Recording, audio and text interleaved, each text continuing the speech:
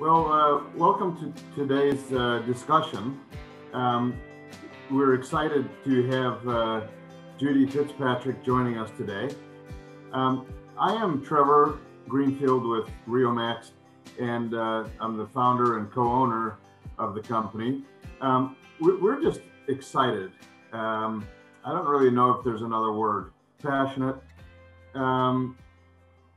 In terms of this journey that we're on, and that is looking at agriculture as a complete system. So we've got to take into account, the livestock, the microbes in the rumen of the cow, for example, how that impacts the soil health, all the way through to plant health and back up to the livestock. And of course, there's the human element in there too. So we're on a wonderful journey. Judy, I'd be glad if you'd introduce yourself. Okay. Hi, I'm Judy Fitzpatrick. I was in medical diagnostics. I had a company and I developed quite a few medical diagnostic tests, and then took early retirement and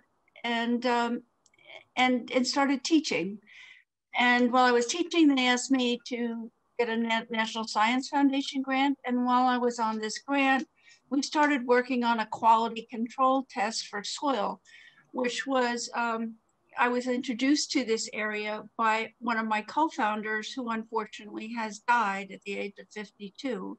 Oh. He sustainably maintained all of New York City and worked on many, many projects throughout the United States, doing things the natural way.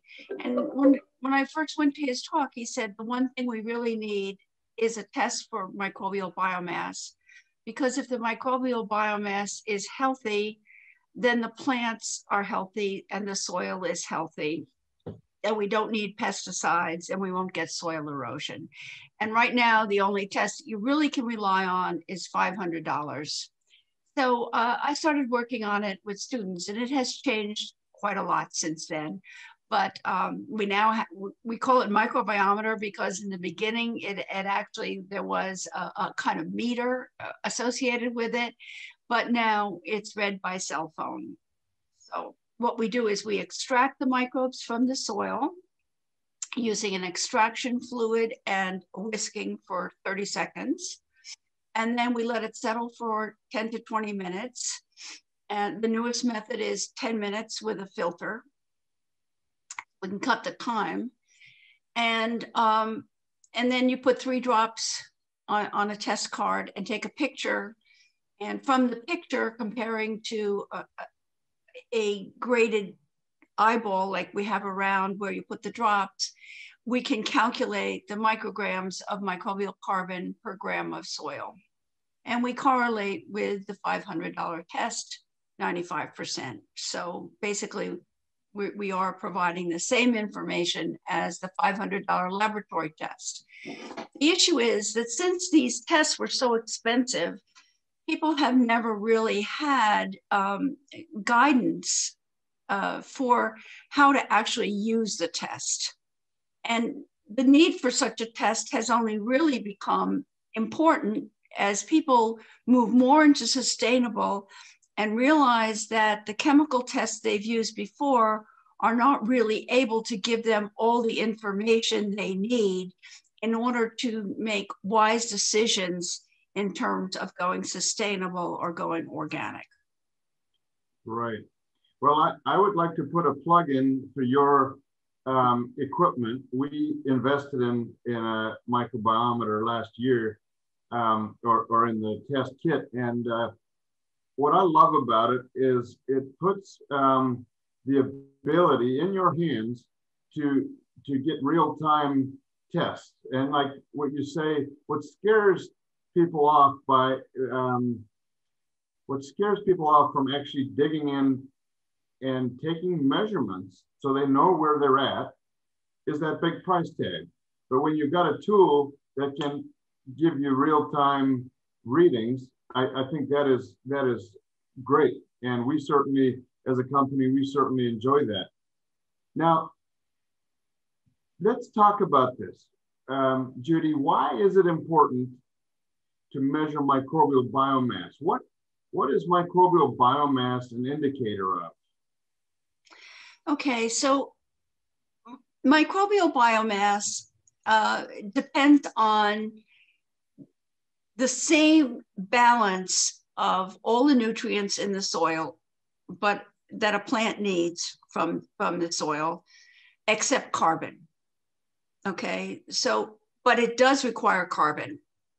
Okay, so you have to have the correct balance of carbon, nitrogen, potassium, sulfate, etc. All of the minor minerals that people talk about. If you have lots of carbon, but you don't have a sufficient amount of the other minerals there, you're not going to have a healthy microbial biomass, because the function of the microbial biomass in terms of plant health is to transfer to the plant the nutrients from the soil. So it basically, its function is to mine the soil for those nutrients. And a chemical test does not give you the end all of what's available to the plant.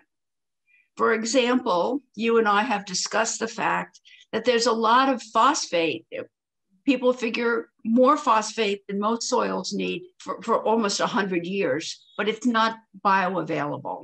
And it doesn't show up necessarily in your chemical tests. But your fungi especially, and bacteria also can help, and make that phosphate that's associated with rock materials, make it available to the plant. Yes. And microbes also have the ability to make nitrogen available. Even there are free living rhizobia that can fix nitrogen from the atmosphere and make that available to the plant. But none of those microbes are turned on if you're using heavy doses of mineral fertilizers, because the stimulation for the plant to feed the microbes is that it needs nitrogen, it needs phosphate, it needs these. So when it needs these things, it puts out foods that are specific for the type of microbe that's going to provide them for it. So It makes sure that it's enriching the area in and around the root for the types of microbes that it needs. And if you're using heavy phosphate, you're not getting the fungal colonization that you need. The fungal colonization of a plant can increase the plant root area by 1,000-fold. Wow.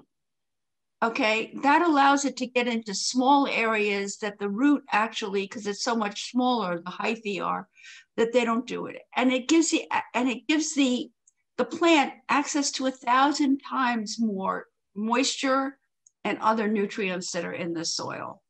So we can't, if you have a healthy microbial population, including fungi, your soil needs 50% less rainfall in order to maintain health. That's amazing, and it gives us so much hope, Judy. In industrialized agriculture, we've almost become our own victims to our own practices, because the soil is addicted to those synthetic fertilizers, because without them, we can't get the plant growth and plant yield, because we're trying to prop up a broken system. We're trying to prop up a system that is flawed. Now, what you're describing to us in working with Mother Nature is that you're doing things that can cascade into a much bigger beneficial impact with those excuse me, what was the word you said? Was it the mycorrhizal fungi? Mycorrhizal fungi, yeah. So that is just very, very enlightening, and I say we as an industry are addicted to these inputs, synthetic fertilizers, whatever they are. So as we build the soil health, Judy, are you saying that we're going to enable ourselves to be able to wean ourselves off of these expensive fertilizers? Yes, and I like your analogy of addiction. Because if a person's addicted, you know, there's a process by which you become unaddicted. Okay.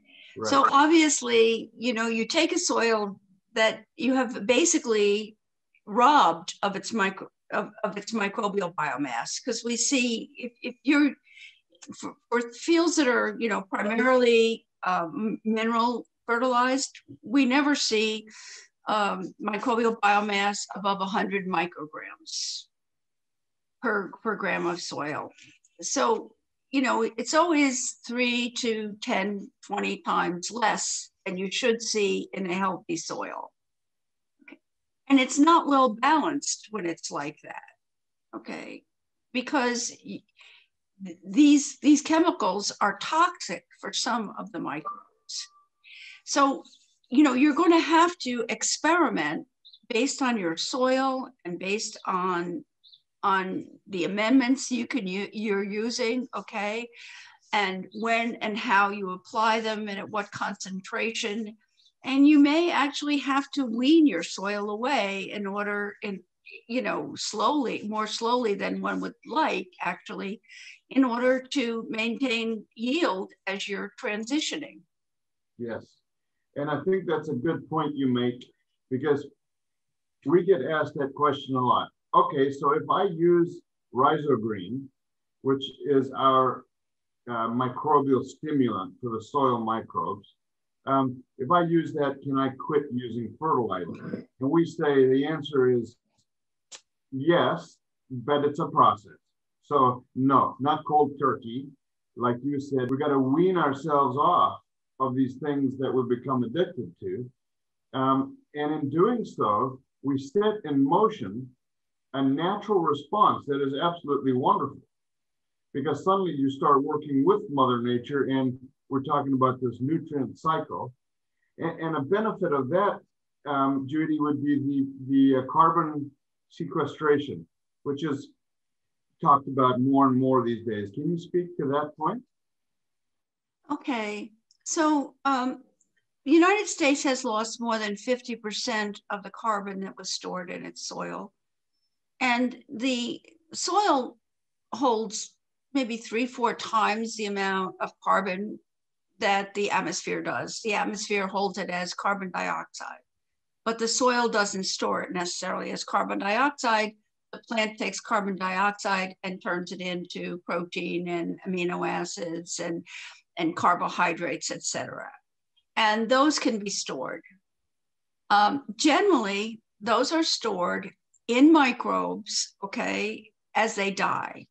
So most of the stored carbon in soil, 60 to 80%, is basically the remains of dead microbes. Right. And this is a big process because microbes are dying all the time.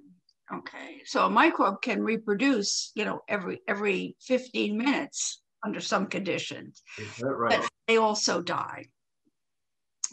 So the process is, a lot of times when they die, the materials that leak out of them are used by adjacent bacteria and used immediately.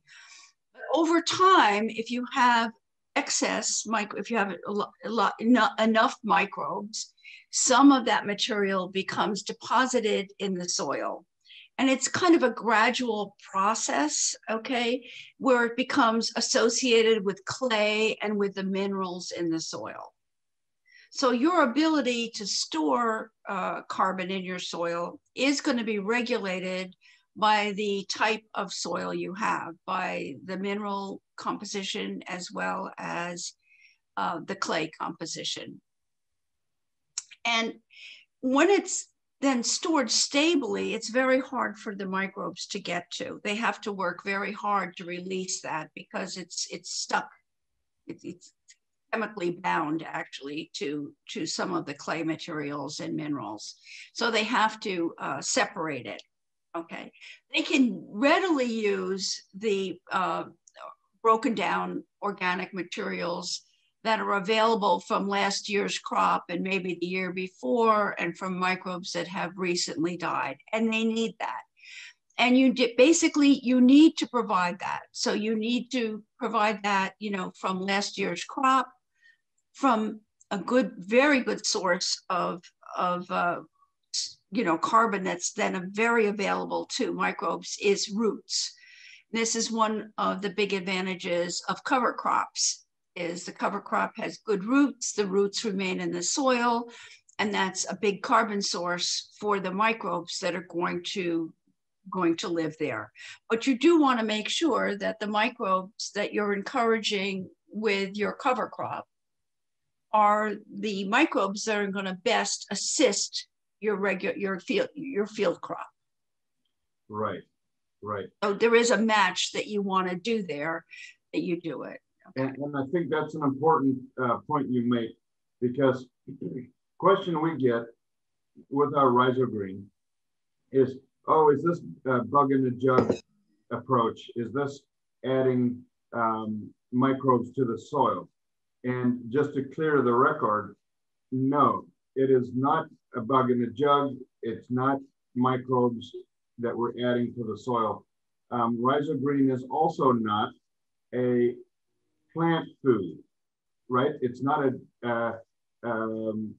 like a micronutrients that folks use for plant growth.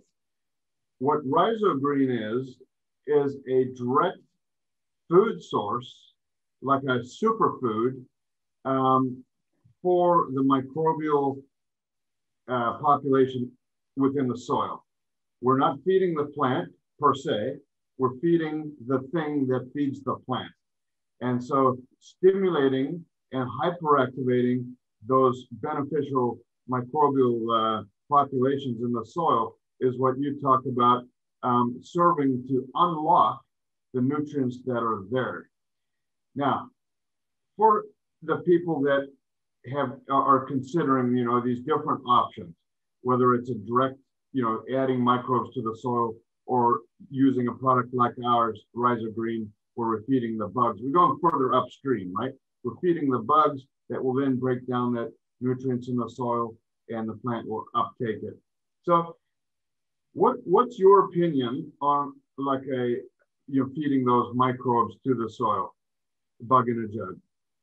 Well, of course, what everybody recommends, and we do too, is feeding your microbes.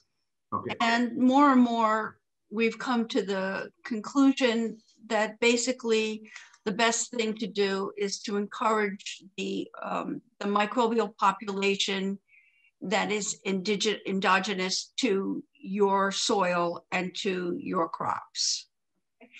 And we do see that as we increase the microbial population, we record an increase in diversity.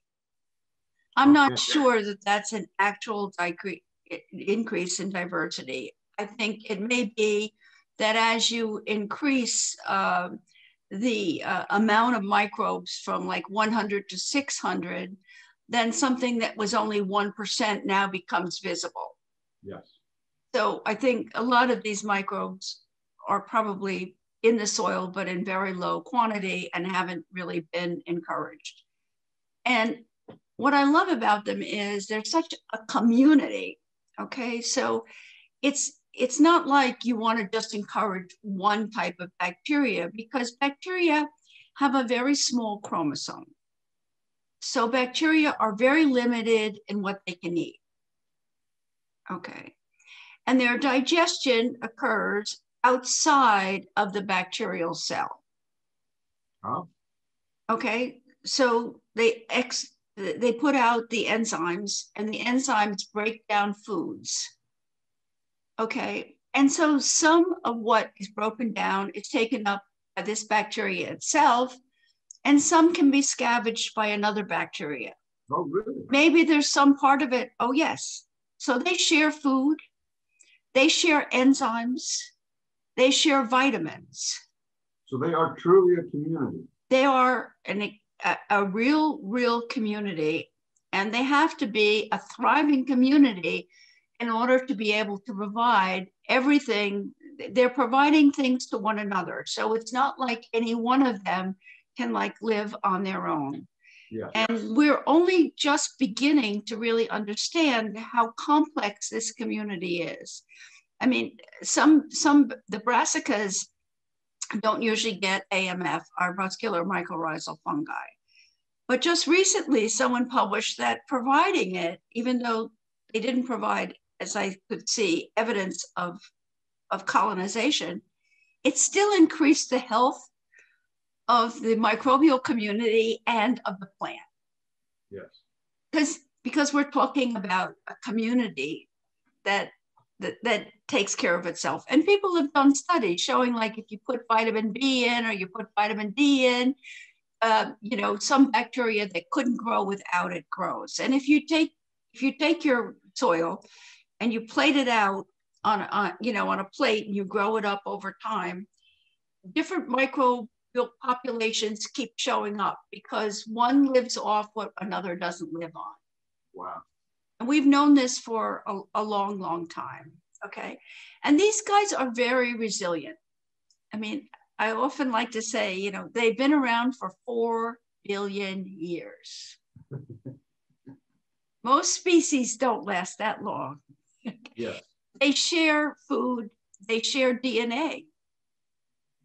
To be a species of bacteria, you can have a 20% difference in DNA. Wow. That's the difference between us and a cow. There's 1%, less than 1% difference between us and our nearest primate, a gorilla.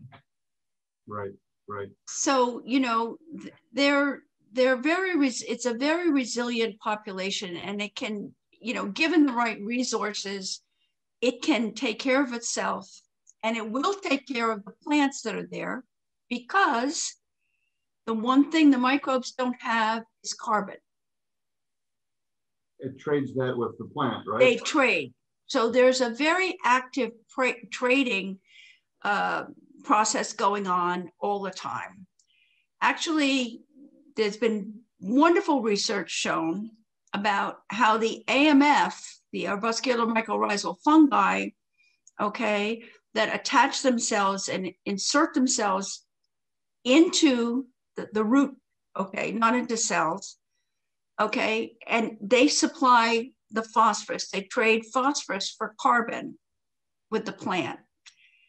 And, if the more phosphorus the plant needs, the more carbon the fungi extracts from that particular plant. Wow. And and they can show it. In the forest, actually, the arbuscular mycorrhizal fungi go from tree to tree. So it's a large conglomerate. It's not just one plant that's part of this community. Yes. And they will actually trade from one tree to another, and the tree that gives the most will get the most phosphorus. Just it's like economics, They have done economic studies saying it is very, very like economics. Yes. That's wonderful.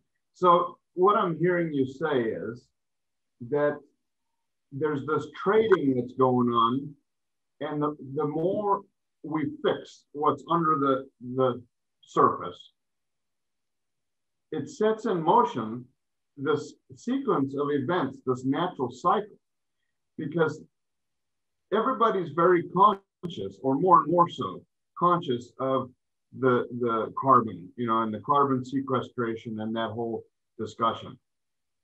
But some of this fundamental microbial communities is at really at the heart of that whole discussion about sequestration, would you say? Yes. If you don't increase your microbes, you can't possibly increase your sequestered carbon. Right. And the sequestered carbon a lot of it is a protein made by mycorrhizal fungi called glomalin. Oh. So the outside of a hyphae of a fungi is covered with a kind of almost mucusy. It's not really mucus, but it's kind of a sheath of glomalin. And that allows it to stick to the soil. Because if it didn't stick to the soil, it would wash away, like your chemicals. But all the microbes make materials that allow them to stick to the soil so they don't wash away. And there you have that material remains after they die.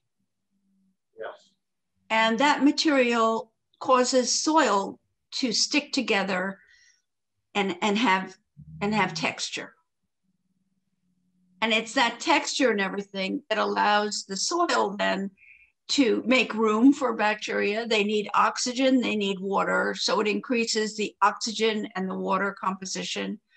It increases little spaces inside the soil where microbes can go and multiply and be away from, large predators and everything.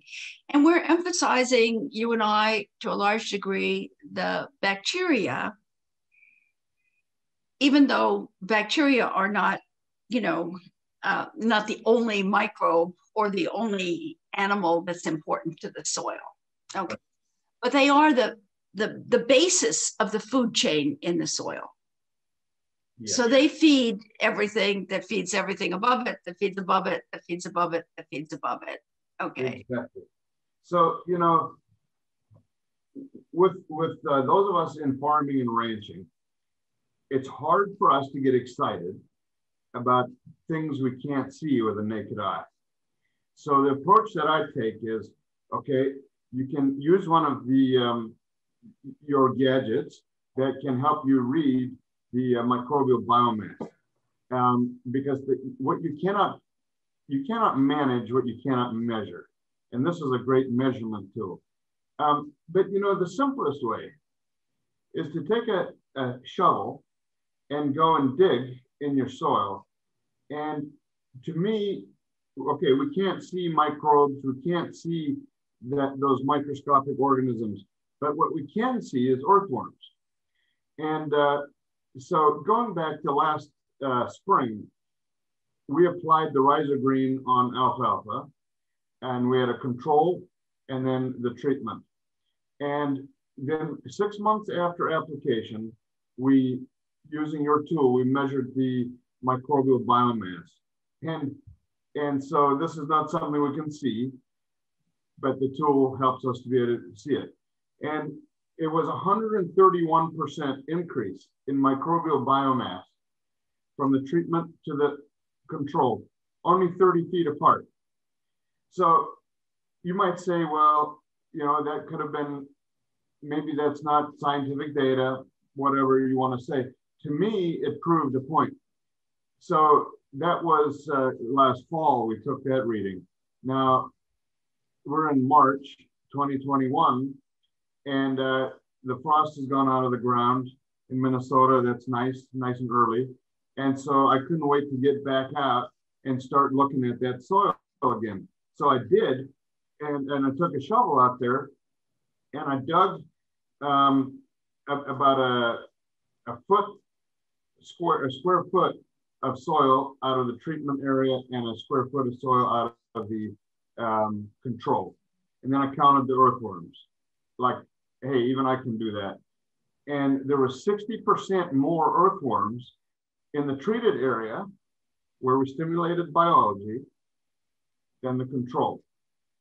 Now, does that align with everything we're talking about, Judy? It does, because the earthworms are living on microbes. That's their food. And you're aerating the soil when you're getting that many more earthworms in there. Oh, yeah. You're creating a lot, you're relieving a lot of the compaction in the soil. Right. So it's fantastic. And of course, the material that comes out of the earthworms, the castings and everything, is even better for you than what we can get from regular compost, because the degradation process releases a lot of nutrients and makes them more available to plants and to microbes. So the more I'm learning, and I don't claim to be an expert on this as you are, Judy, but the more I'm learning, the more common sense it becomes, because this cycle feeds itself.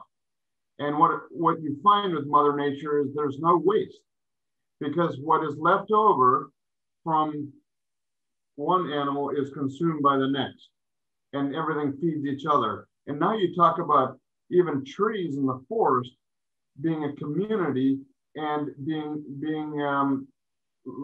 hyperlinked together, you might say, with these channels of communication and channels of nutrients and water. This is amazing. It is amazing. And I guess it's amazing that we have underestimated plants for so long. And the plant is a superorganism too, because without the microbes, you've robbed the plant of its immune system. Its immune system. Yes. It's more on that. That's obviously, this resonates with me because we've been in the livestock business, supplying nutrients to cow-calf producers for 18 years. And we're all about a healthy immune system, in this case, in a cow or in a calf. And we have a saying here, when you have a strong immune system, that calf will fight off weather challenges or stress factors. It will fight it off from the inside out. And it's amazing what a strong immune system in a calf can do in terms of resilience and less treatments and less sickness and all of it. Now you're talking about the immune system of the plant. I would love to learn more. Well, I mean, the plant, like the human, farmers have far fewer autoimmune diseases and have better immune systems than non-farmers. And we know that's because they and their children are exposed to more microbes. So what happens is exposure to microbes actually improves your immune system. And it improves it by what we call priming it. So plants that are exposed to microbes just naturally can keep the pathogenic microbes in check. They can take care of them, because pathogenic microbes are around all the time, and they actually don't become pathogenic unless the host is stressed. Okay, so the person who has a healthy immune system makes a lot of antioxidants and different compounds that help them fight off diseases that might come along. And the same is true for a plant. So the plant and the big advantage to this, okay, and you have noticed it, okay, and I'll tell you how, is whenever people check organic food from non-organic food, what they report is the taste is much better, okay? And the taste comes from the antioxidant materials, 20,000 of them, that are made when the plant is interacting naturally with a soil microbiome. And we say interacting, the plant and the soil microbiome interact very. There are microbes throughout the plant, just as there are microbes throughout us. Not only are there microbes circulating in the fluids of the plant, living inside the roots of the plant, living on tops of the leaves of the plant, okay? And the microbes are sharing metabolites with the plant. So a lot of the flavor that we associate comes from the fact that you're eating a healthy plant. And a huge study done in Europe a while ago showed organic farmers needed 97% less pesticides. Now, these farmers who are organic are allowed to use organic pesticides, but still they use 97% less pesticides. Well, and the taste is better. So you told me a while ago, why don't you tell a story about how your cows didn't want to move off? Yes. Well, this comes full circle because you're talking flavor. And who of us don't enjoy, you know, that good, fresh, pungent taste of, you know, homegrown vegetables or, you know, grass-fed beef, or there's something about it, and it's coming full circle now to me, Judy, that this is all linked together. The other good point is that if we can reduce our dependence on pesticides, fertilizer, all of that, it's twofold. One, we're saving money, which everybody's interested in doing that. But more importantly, we're allowing nature to function as it was created, as it was designed. Now, back to these cows you're talking about, Mississippi, we did a trial there. So with the Rhizogreen, we did trials here in Minnesota, where our headquarters are, and then in Oregon and Idaho, high desert, and then in Mississippi, so the lush southeast. So 3 very different parts of the country in terms of soil type and forages and moisture. But this trial that was done in Mississippi, first of all, in terms of yield, which is the first thing everybody wants to talk about, the hay yield on the treated, Rhizogreen treated, was 10.21% increase compared to the control.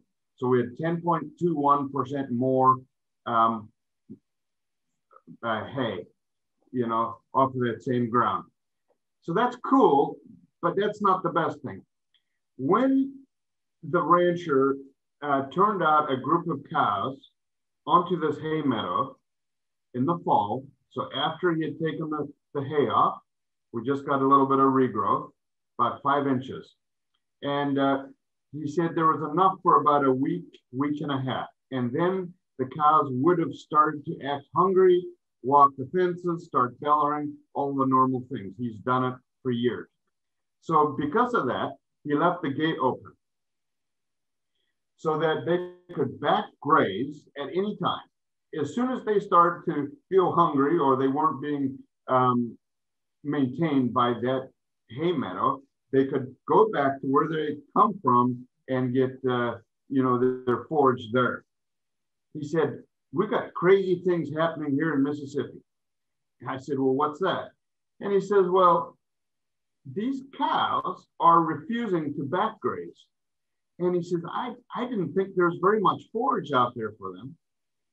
And he says, on top of all of that, he says, that group of cows is a half a body score ahead of all my other cows. So these, you know, several hundred cows, all being treated the same with the same supplement program, happens to be Riomax, but they're all getting the same treatment, except for this one group of cows on this treated meadow are saying, we don't want to leave, for one, and for two, we've gained a half a body score over all our contemporaries just because we're eating more nutrient dense forage. And the forage is more nutrient dense because we impacted the microbial populations in the ground. That came full circle. That was an aha moment for me. Yeah. I mean, I think one of the things I also like to point out too is the USDA says there's no difference in the nutrient value, but they're just looking at protein and carbohydrate and a few things. Okay, the 20,000 nutrients that are made when a plant grows naturally and is naturally exposed to microbes, those 20,000 have anti-cancer activity. They have all kinds of activity, and they're not considered at this point nutrients by the USDA. So I think we can't underestimate, you know, what we've cost ourselves by this heavy, you know, actually very recent dependence on mineral fertilizers and how devastating it's been throughout the world, especially, more so in third world countries than in the United States, because as you point out, mineral fertilizers are an addiction. And I believe it went up like 8%. Usage went up 8% last year, because you continually have to use more and more, because there's less and less, microbes left in the soil able to provide anything to the plants. Yeah. So for millions of years, meadows have just kept going and kept building carbon in the soil, and now we've just been releasing it. So you've mentioned in prior conversations as to you can feed the right amount of fertilizer, but overusage, which we typically do, has a negative impact on those microbes. Yeah, there are studies showing that, like you could be using a green manure that, for some reason or other was low in one of the minerals that you needed, or nitrogen, and, judiciously supplementing with that and making sure that you're not putting down so much that you actually inhibit the microbes. So if you put down too much, you'll see a drop in your microbial biomass. If you actually just are supplementing the carbon source with enough nitrogen to balance it out, you should actually see an increase in your microbial biomass. Good. Okay. So, a small amount, and it depends on like what sort of nitrogen supplement you're using and the source of it.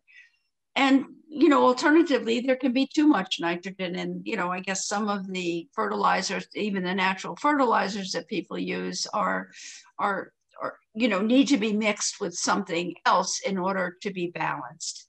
And I think I think a big future is coming up with how to kind of balance the type of nutrition we're providing to the soil based on the soil.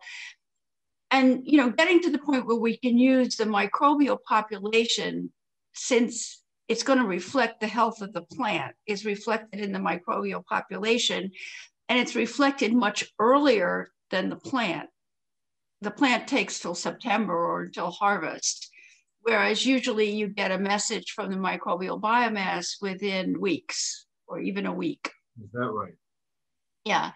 So it's not to say that a lot of supplements aren't any good. The question is that supplement or is that treatment good for your soil and your crop and your climate and at this time? Yes. So, you can see that in a couple of days, actually. So it comes back to one of the 6 basic principles of soil health, and that is context. Get your context right. And you kind of alluded to that. Now, if you mentioned, if we've got these fertilizers that have not been available to the plant over the last 100 years, and they're in the soil, if we work with those microbes and stimulate them, are we going to be able to mine or utilize those tied up fertilizers like nitrogen? Yeah, we'll be able to do it. I mean, that's, if there's, the reason we've lost the organic nitrogen in the soil is that when there's not enough balance, like not enough nitrogen in the soil or phosphorus or something, the microbes will work very hard, make a lot of carbon dioxide, and they will mine that, stably stored carbon out of the soil.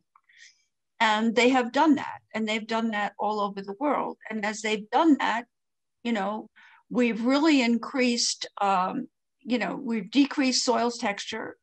We've increased erosion. So the earth now has lost 50% of its soil.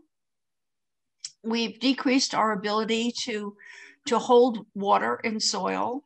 Okay.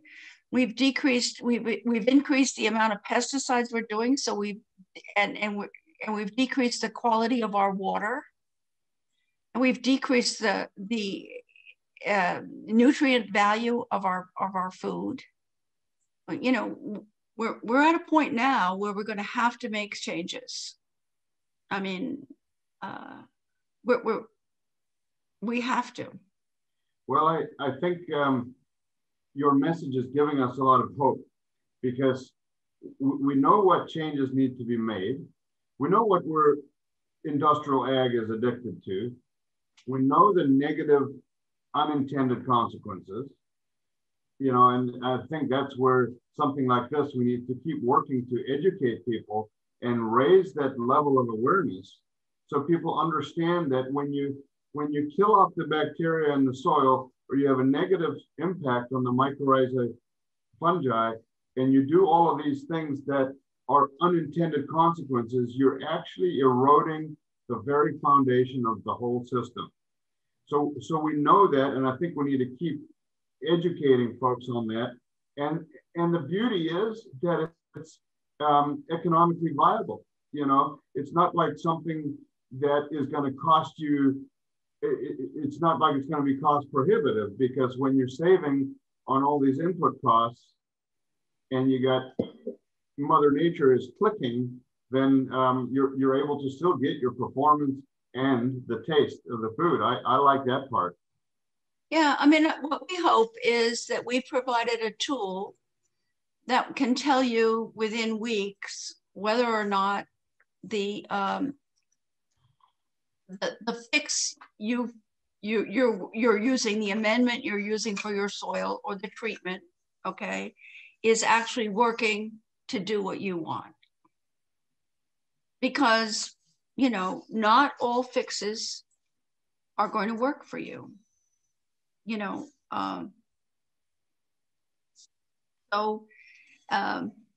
you know, people need, you know, a tool, like you said. If you can't measure it, you don't really know what's happening. Yeah. And you know, nobody can walk into a farm. I mean, I talk to agronomists, you know, what am I going to tell people? Well, you know, I guess it's like dressing a woman. You can't say one dress is going to make everybody look good.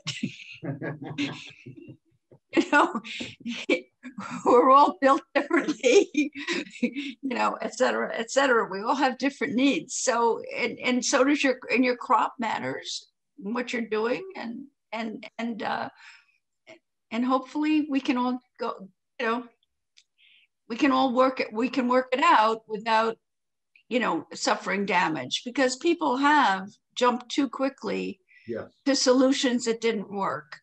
Yes. And I have people contact me and say, this field is organic and this field isn't. Why is the microbial biomass the same? Well, just going organic doesn't necessarily provide everything that you need to your soils. Right. You know, you need fertilizers that are actually going to provide what that soil is missing. And you can use organic fertilizers, but you probably have to balance them and work with them. And maybe for a while, you'll have to do some supplementation or something. Yes. So it's that process of weaning yourself off of it. And I think it's very clear that it's not cold turkey. In fact, I personally know a producer that made changes too fast because they were so passionate about it. And they had a wreck, and they will talk about it openly because they don't want other people to go down that same path. However, if we can show people there is a success path, there is a plan for you to pull out of this, depend less on these you know, synthetic fertilizers, and get your soil dialed in to the point where we start this whole system working again, and we start to experience the synergy of Mother Nature. And we have to just stand in awe of that. And you know, I definitely endorse, you know, the concept of feeding the microbes, not trying to change the population of the microbes, because you add microbes to soil, you're putting a stranger into an area that's been dominated by billions of microbes for ages. And I think I told you that when I look at most of the ones that are sprayed on, it's like dropping 2 Americans into China and saying they're going to multiply and take over. No, the reason these microbes make antibiotics and other substances is to protect themselves from other microbes. So like any group in the United States, they protect their, you know, there's little protective zones. They, you know, you can grow this much, but once you grow this big, you know, our alarms go off and we're going to do something about it. Okay. So that's what the microbes do. And they're not basically going to welcome strangers. Okay. So I think the way things are moving now is grow the microbes, a healthy population that is based on the population in your soil. That's excellent. So you're working with that native, naturally occurring population. And, you know, to back your comment up, when we first started talking to some of our customers about this concept of feeding the microbes, I had a customer in Montana say to me, we're not interested. Don't bring it to Montana. We've tried liquid fertilizers before like this, and we're not interested. And I said, okay, that's fair enough. But tell me, what were you using? Well, we're using the bug in a jug approach, and it doesn't work. It might work in Illinois. It might work in Iowa. It does not work in Montana. So I was like, wow, okay, that's good learnings. I appreciate that. I said, well, just to clarify, this is not a bug. This is the food source. This is like a cocktail, a multi-component cocktail that is a direct food source for the soil microbes. Oh, she says, okay, well then in that case, I'm very interested, because she had seen the other thing fail, you know, just trying to throw those Americans into China and hope they'd overcome the country. She experienced that, and she was very leery of that. And I said, no, this is not what we're doing. And there again, education. We need to educate people so they understand the mode of action is so simple. It's feeding biology in the soil, and which then sets in motion a response that is amazing. And like I said, we have to stand in awe of what nature does. Yeah. Well, thank you, Judy. I appreciate your time you've spent with us today. And I've found it extremely insightful, educational, but more than that, it's exciting. And I think you're really breathing hope into the industry, that some of these fundamentals are right beneath our feet. So thank you for joining us today. And thank you to all the listeners.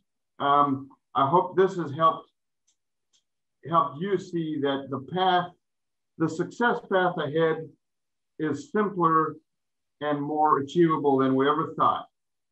Judy, what's your thoughts? Well, I think, you know, you're on the right track.